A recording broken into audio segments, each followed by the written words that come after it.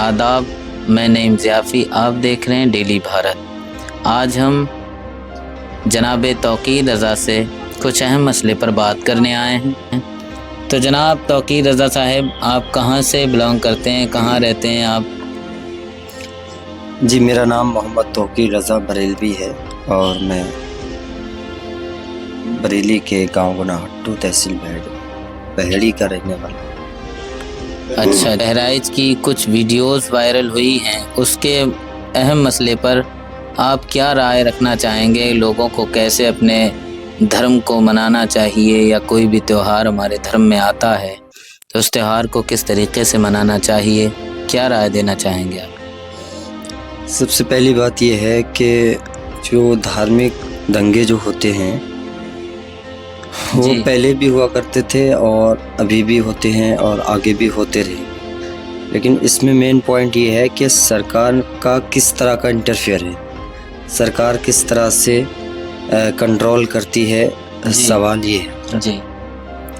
तो इसमें मैं बस यही कहना चाहूँगा कि ये जो नए तरीके के जो लड़के हैं, जी बिल्कुल, हाँ, उनको अपने जज्बात पर काबू रखना चाहिए और बुज़ुर्गों से सीखना चाहिए कि हम किस तरह से जो है अपने त्यौहार मनाते हैं या हमारा कल्चर क्या है।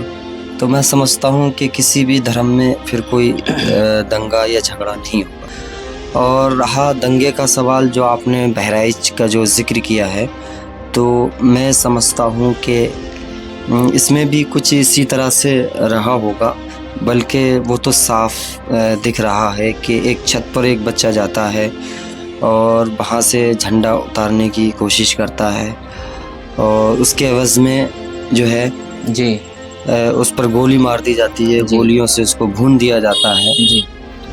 तो जाहिर सी बात ये है कि हालांकि उसको मारना नहीं चाहिए, जी, मारने की कोई यहाँ पर गुंजाइश नहीं है। सही तरीका ये है, क्योंकि अगर वो गलत कर रहा है, उसने गलती की, उसमें कोई दो राय नहीं है। जी, गलती उसकी थी। हाँ, गलती थी उसकी। किसी के घर में ऐसे जाना, बिना इजाजत चढ़ जाने की कोई इजाजत ही नहीं है। फैमिली तो सबके घरों में होती है, सबके घर में होती है, लेकिन जिन्होंने उसको मारा वो भी गलत है।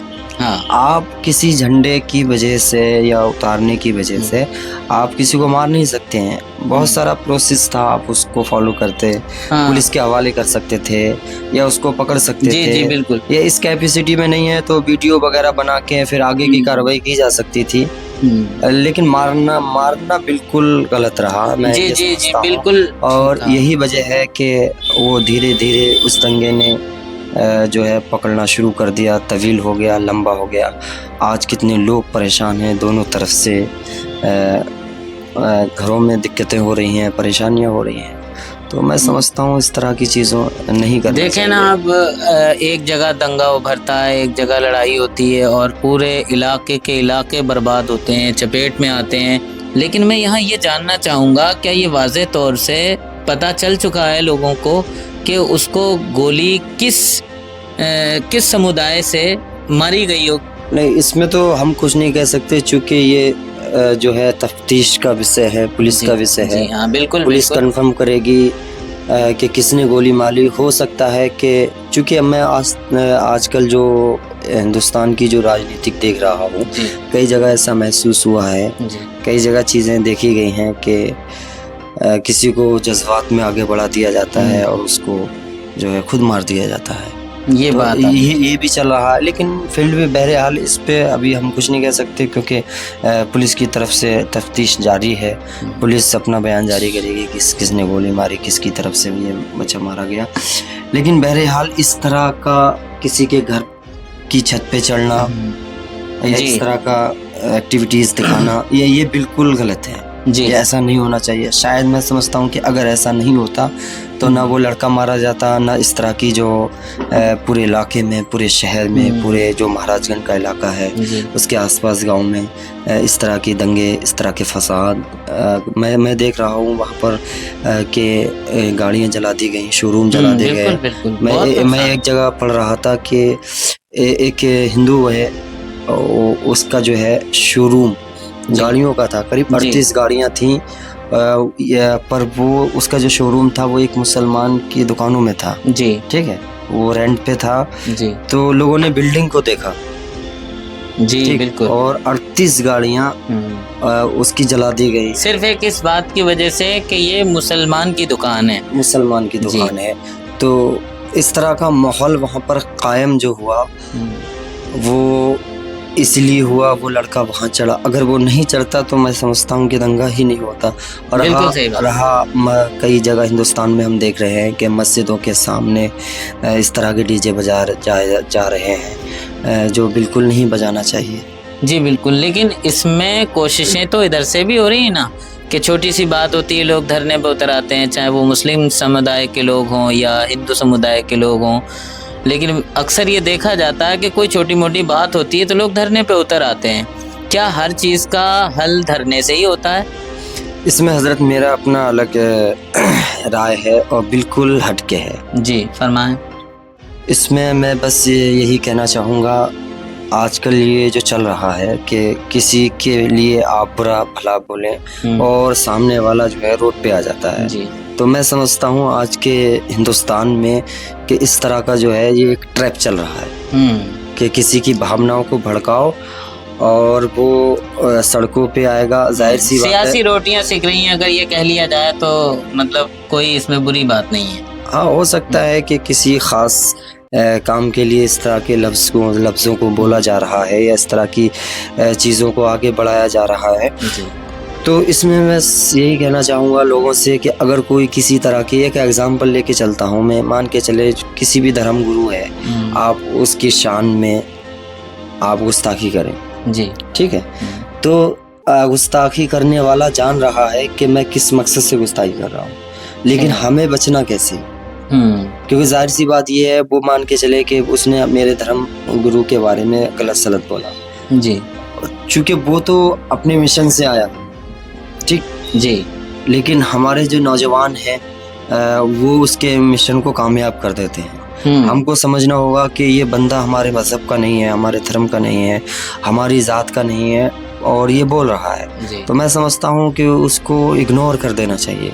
क्योंकि जाहिर सी बात ये है, अगर वो गलती कर रहा है और आप उसकी गलती को शेयर कर रहे हैं, लोगों तक पहुँचा रहे हैं, इसका मतलब ये होता है कि आप उसकी बात को बढ़ावा दे रहे हैं। तो मैं समझता हूँ कि उसकी बात को बिल्कुल बढ़ावा देना ही नहीं चाहिए, क्योंकि ये ट्रैप चल रहा है। वो अपने मकसद से आया है, वो अपने मिशन से आया है, वो अपने तैयारी के साथ आया है कि मैं अगर ऐसा बोलूँगा तो सामने वाला ऐसा करेगा।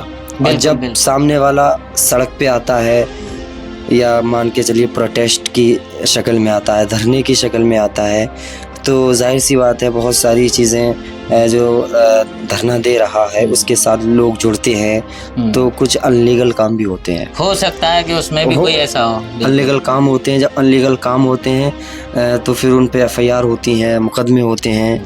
तो वो जिसने भड़काया वो अपने मिशन में कामयाब हो जाता है। जी, कि मैं यही चाहता था कि ये पूरी ये जो धरना देने वाले लोग हैं, जी, ये जो उसका मकसद बिल्कुल पूरा हो रहा है। जी, वो चाहता ये है कि मुसलमान बढ़ के और ज़मीन पे उतरे, सड़कों पे आए और प्रोटेस्ट करे, थोड़ा मोड़ी करे और मुसलमान उसी ट्रैप में फंस जाता है। यही है। और फिर वो उसमें मुकदमे होते हैं, फिर उसको झेलना पड़ता है। तो मैं समझता हूँ कि अगर कोई शख्स इस तरह की गुस्ताखी करता है, ठीक है, तो आप कानून का रास्ता लें, आप कानून में जाएं और उसके खिलाफ अपनी मजबूती के साथ आवाज़ उठाएं।